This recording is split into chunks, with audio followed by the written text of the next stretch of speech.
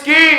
আল্লাহ তাআলার ভাষায় আল্লাহু হুয়াল গানি, আল্লাহই হচ্ছেন ধনী, ওয়া আনতুমুল ফুকারা, তোমরা হচ্ছে সব ফকির। আসলে এর চেয়ে বড় পরিচয় আমাদের আর আছে? আমরা সব কি? আসতে পারো না কি? এরপরও যে অস্বীকার করবে তাকে তার জন্মের ইতিহাস আমরা স্মরণ করিয়ে দিতে চাই। তুমি তো ফকির হিসেবে এসেছো, গায়ে কোনো পোশাকও ছিল না, আবার যখন চলে যেতে হবে গায়ে যে পোশাক দেওয়া হবে, পকেট টকেট আছে কি? চিটাঙে থাকতেও পারে যে পকেট দেওয়া আছে, কিছু টাকাও দেওয়া হয়, আর সেরকম নাই। অবশ্য চিটাঙে না দিলেও যে দেশগুলো ধনী তাদের দেশে দেওয়া হয়, কোথাও দেওয়া হয় না। এটাই হচ্ছে পরিচয়, আল্লাহ তাআলাই হচ্ছেন ধনী আর সব কি? ফকির। তাই জন্য আমরা চাই একজনের কাছে, তিনি কে? আর তিনি এমন ক্ষমতা রাখেন যার যা দরকার তিনি তাই দান করেন।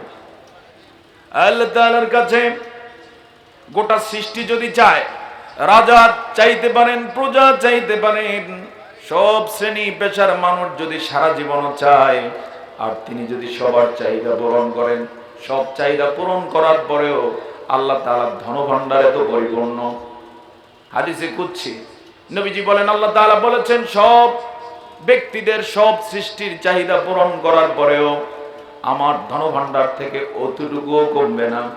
একটা ক্ষুদ্র সুই যদি সমুদ্রে চুবানো হয়, চুবানোর উপরে সমুদ্রের মধ্য থেকে সুইয়ের মাথার সাথে যেই পরিমাণ পানি আসে, কি পরিমাণ, সকলের চাহিদা পূরণ করার পরেও অতটুকু পরিমাণও আল্লাহ তাআলার ধনভাণ্ডার থেকে কখনোই কমে না। সুবহানাল্লাহ, খাযাইনু রাহমাতিহি মামলুআতুন দাইমা। আল্লাহু আকবার। এজন্য আমরা তো আছি, সকলে মিলে চাওয়া দরকার কার কাছে? লিমান কানা ইয়ারজুল্লাহ। দ্বিতীয়ত, রাসূলকে আদর্শ মানেন তারা, ওয়াল ইয়াউমাল আখিরা, যারা আখিরাতকে চান। আখিরাত আছে না নাই? দুনিয়ার জীবন আসল নাকি আখিরাত আসল? আল্লাহ তাআলার ভাষায়, বাল তুসিরুনাল হায়াতাদ দুনিয়া ওয়াল আখিরাতু খায়রুন ওয়া আবকা ইন্না হাযা লাফিস সুহুফিল উলা সুহুফ ইব্রাহিম ওয়া মূসা। আল্লাহু আকবার। আল্লাহ তাআলা বলেন, তোমরা গুরুত্ব দাও দুনিয়ার জীবনকে, বাল তুসিরুনাল হায়াতাদ দুনিয়া ওয়াল আখিরাতু খায়রুন ওয়া আবকা, অথচ আখিরাতের জীবনটাই হলো সর্বশ্রেষ্ঠ। সুবহানাল্লাহ। যেগুলো অতীতের কিতাবগুলোতে উল্লেখ করা ছিল। সম্মানিত বন্ধুগণ, 3 নম্বরে রাসূলকে আদর্শ মানেন তারা, ওয়া যাকারাল্লাহ কাসীরা, যারা সবচেয়ে বেশি কাকে স্মরণ করবেন? আমরা শয়নে স্বপনে সর্বাবস্থায় কাকে স্মরণ করি? আসুন সেই গুণে গুণান্বিত হয়ে রাসূলকে আদর্শ মেনে নেই। রাসূলের জীবনীতে রয়েছে সর্বশ্রেষ্ঠ আদর্শ। ব্যক্তি, পরিবার, সমাজ, রাষ্ট্র, পৃথিবীতে শান্তি স্থাপনের জন্য রাসূল যেমন দৃষ্টান্ত স্থাপন করেছেন, কেউ যদি সত্যিকার অর্থে সেই দৃষ্টান্ত স্থাপন করতে চায়, তার জন্যই রাসূল আদর্শ।